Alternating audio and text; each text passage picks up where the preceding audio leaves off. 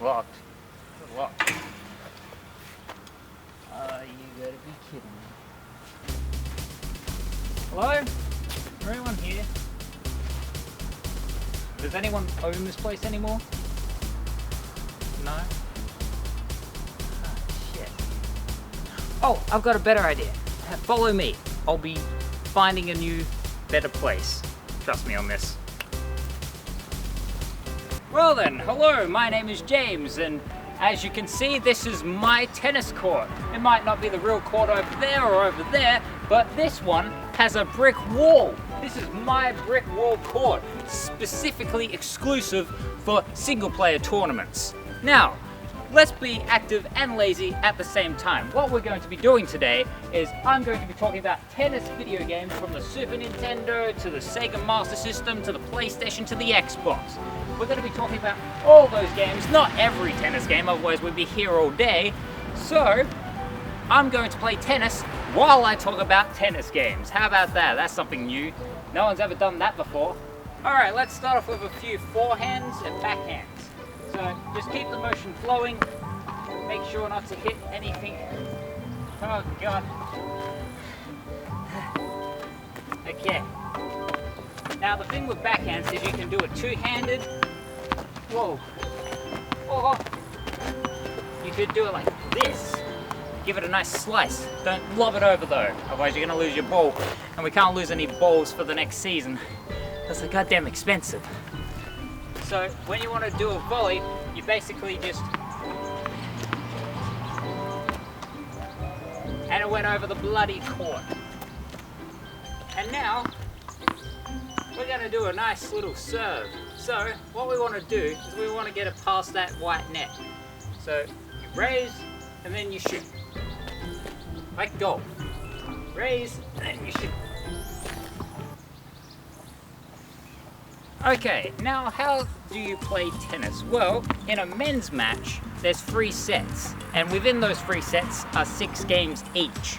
So, in each of those 6 games, you gotta gain 4 points. Love, 15, 30, 40, basically adding up to 4 points. I don't understand the system. Now for women, it's 2 sets.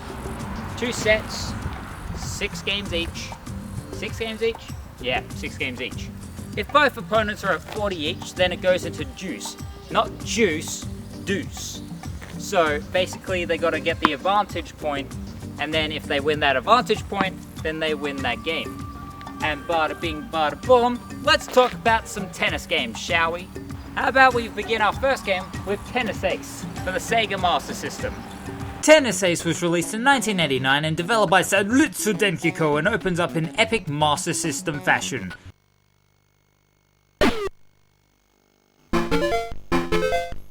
Don't know about you, but hearing the tennis players serve the ball to the screen and bombardment of musical fidelity glisten after the large, bold title appears has me all excited for a virtual game of tennis. Immediately after pressing start, we're welcomed with a notepad menu that contains new game, password, new game and new game, password and password, and new game and password. Is that enough options for the same choices? Why not make it simple and have 1p new game, password, 2p new game / password, and 1p to 2p new game / password? Anyway, we get to choose a character, and these developers really wanted to make sure that I have nightmares tonight. Congratulations! I'm pretty terrified at every one of them. Except for you. You're quite alright. Aside from being scared at these social media profile pictures, it's best to choose a character who looks less horrifying and get them into unisex matches. The match commences on a soft grass court and leads to a highly detailed camera perspective of my man, Pat Catch, serving to the other side of the court. I managed the swing and oh dear, I can't move. Don't know if my controller is faulty, but I can still whack the ball back. Is the AI even trying? Look at this. I'm literally not moving, yet she keeps shooting the ball in my general direction. Well, this is great. The music is catchy. I like the way the ball lifts high into the air when you lob it. Looks alright for a Master System game. She gotta do something. Ah, there we go. And let the robotic audience applaud for that dastardly point. I pretty much figured out why the controller department wasn't working, and that's because I'm outside with a racket and a tennis ball and no controllers whatsoever, even though I could navigate the menu screen for some reason. Huh. Moving up 8 bits, we have David Crane's Amazing Tennis for the Sega Mega Drive, developed by Absolute Entertainment in 1992. I wouldn't exactly call it a 90s game because just by the colours and effects alone, Amazing Tennis wants to be an OG 80s kid. And if you're worrying that you don't know many of these tennis players as of now, have no fear because I don't really put much recollected research on these tennis superstars anyway. The game opens with a title screen of David Crane, whacking a ball with a blissful effect to make it seem like he's whacked that ball 200 miles per hour. Who thought this much pink was tolerable? Probably someone that worked on an 80s MTV commercial perhaps. What's definitely intolerable is this excuse of a menu. Look at how bland and uncreative it looks. This is a menu from an early 90s business PC containing ticks and contracts with only tints of grey and pink backgrounds. Maybe that's what they were aiming for. Sadly, for this game, we can't choose a tennis player whatsoever, for we are stuck with being the one and only David Crane. He's the name on the box, so I guess it's excusable. What's not excusable is the presentation of Amazing Tennis. With something containing a fair amount of pixelated textures and coloring, it sure pertains a bleak fashion towards it. Instead of having such a crisp sharpness in the contrast, it comes off very pale and doesn't pop as it should. This is the Mega Drive, man. The previous Master System games had more tone than this. The biggest disadvantage is the controls. There's some slight delay to when you press the button and David swings his racket, leading to missing the ball several times. And it leads to many faults when serving. You get a feeling that the game really cares when the umpire calls out the faults. You cannot be serious, that was on the line. Amazing Tennis, more like mediocre tennis, am I right? I don't know where that joke was going. Anyway, considering we're still on the 16-bit form, how about we go from the Mega Drive straight to the Super Nintendo with Super Tennis? Immediately, Super Tennis doesn't shy away of showing off the capabilities of the Super Nintendo by having a first-person tennis ball perspective. Super Tennis was made by Nintendo themselves, so you can already tell that this game is gonna be super! Let's get right into the match and pick a character. And again, we have ourselves some creepy looking profiles. Look at this guy. Did he come out of a gaming dungeon after 10 months to then be forced to play a game of virtual tennis? Okay, here we go. Already, I'm immediately attracted to the style of Super Tennis. Very bright, very colourful, and very cartoony. I don't know if the greenery is gonna blind me or not. So far, this is the utmost lively tennis court. The audience is active, the umpire's pretty chill, and holy guacamole, these tennis players roll around at the speed of sound. And this is what makes the gameplay riveting. Rather than keep this game to a more realistic simulation, it's a bouncy arcade-like experience. The tennis balls just zoom on by the court like crazy. Whoa! And it's wonderful. Even the music is popping with vibrancy and pure Super Nintendo style. The best part is when the players change sides and transitions. Honestly, that's all I really have to say about it. Super Tennis isn't actually too bad. With some fast-paced tennis matches and power-surging entertainment, it'll keep everyone occupied. You don't even have to be a tennis fanatic to enjoy Super Tennis. It is quite literally super. Let's jump from 16-bit to 32-bit with Sampras Extreme Tennis on the PlayStation 1, beginning with a rather odd intro cinematic that mixes old tennis footage with over-the-top vaudeville music, going back and forth to Pete Sampras in epic slow motion. Okay then. We get into the menu and the musical sounds of a construction play in the background full force. Instead of playing a random exhibition, how about we take a look into the career mode? What is this? Live commentary from commentators? I don't know whether to compliment it for capturing the essence of boredom or criticize it for being boring. Moving on. We are now official players of the mainstream. I don't know what to call our players though, real life looking people or polygonal shapes. This is 1996 after all, so I shan't complain too much. The gameplay is quite heavy to handle, everything isn't loosey-goosey, but after a couple of games, it's easy to control. Dated for sure, but playable. What's great is the audio. It's quiet. No soundtrack whatsoever, with only the sound effects of the ball pelting past the courts. The coolest aspect of this game is changing the camera angles. There's different points of view, but the most intriguing one is the first person view. Although you can't see the racket hit the ball, it more or less looks like you're whacking the ball back with your face. But it's pretty cool altogether. What are these graphics though? What are these faces? It's kind of putting me off. Yeah, how about we move on? Sampras Extreme Tennis. More like, I've already done this. It's a tour de force with polygonal characters, and it'll either put you to sleep or put you to sleep. Either way, I'd say skip on this one, unless you really want to take a good nap afterwards. Although, I did like the first-person camera perspective, that was quite neat. Yes, Top Spin, one of the more popular tennis titles for the original Xbox, and was the first tennis video game I owned. It was common for me to give it a go after my actual tennis training when I was younger. It begins with an energizing introduction video that plays Get Free by the Vines, which I won't be putting on because copyrights and the whatnot. It pumps you up for what's to come next, and then the rest is less so. We can either kick into gear, play some singles and double matches for a bit of fun, practice our skills, or better yet, check out the career mode and create our own character. Surprisingly enough, I still have my old character from years ago, so we can continue through this profile and needn't worry about unlocking more of the game. In career mode, you can travel across the globe and compete in popular tennis arenas, practice your volley, backhand, forehand and serving skills from different coaches, upgrade your gear, buying new tennis rackets, clothes, and the best thing, getting a new haircut. Sadly, there's no competition in Tasmania. Well, apparently there's nothing there whatsoever. That's kinda sad. How about we enter a match? What I liked a lot about Topspin was the feeling that you were actually performing in a tennis match on live TV. They had the replay functionality, you could give positive and negative gestures, and even had a camera angle to make it feel sporty.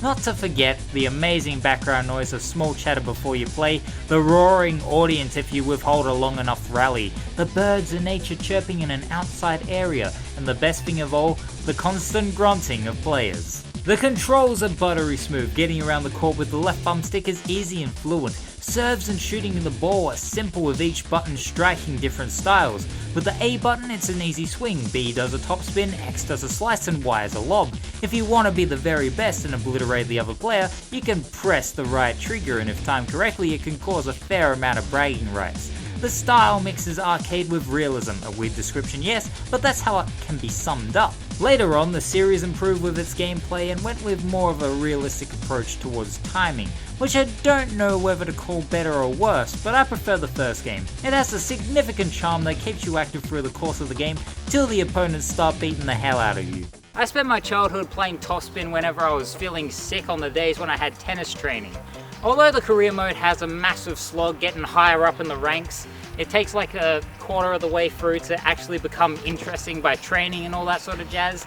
But when you get to Leighton Hewitt at the Grand Slam tournament, that's when the challenge becomes a real nice, mellow, dramatic experience. I don't understand what I'm saying right now because I'm going off improvisation, but the sequels might be better, but Topspin holds a special place in my soul that I'll cherish forever being. Last but not least, we have Virtua Tennis 2. I personally have never played this game before, but I've heard it's one of the better tennis games. It's made by Sega, so it should at least be decent. We'll just go through the tournament mode and breeze through it.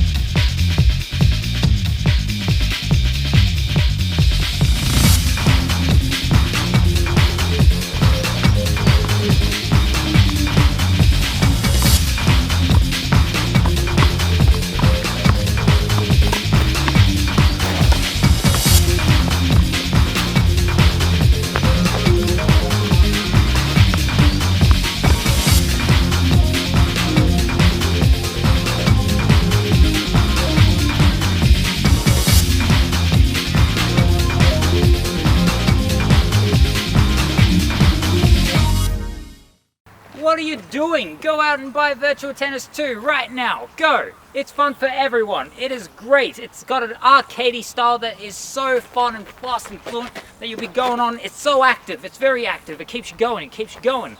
And that's what I really like about it. It's multiplayer too. Even if bring your friends around. It's great. Brilliant. Virtual Tennis 2. That's the best one. I saved the best for last. And you know what? Go find one. They're pretty cheap. It came out in the very early stages of the generation, the PS2 and the Xbox era and the GameCube era. It's literally around $5 to $10 tops. Go. If you're not a massive fan of tennis, go buy it. If you're a fan of tennis, definitely go buy it. Come on. It's the best tennis game I played so far. Hopefully it's better than most other games that I've played. And that is the tennis games that I wanted to show you. Some great, some meh. But anyway, my name is James. Those were my games, and I'll see you the next time. Let's play some tennis, shall we?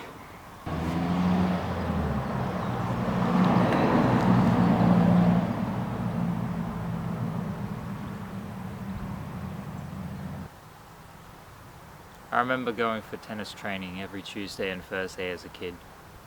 I'd be swinging my tennis racket like a goddamn lightsaber. Everyone would chuckle. And then I'd have tantrums every now and again because I wouldn't win or I wasn't with a certain person. Stupid. And then I gave it all up. Because why? Because I was such a lazy little bastard. It's like, I don't want to be bothered getting up at 9 AM just for one single game of tennis. And what now? It's gone.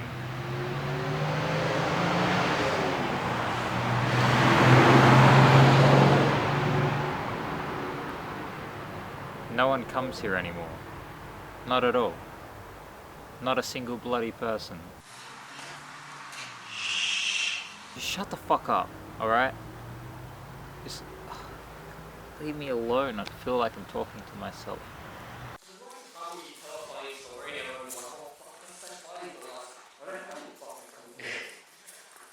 I'm just the guy holding the camera. Get the fuck out of my head now.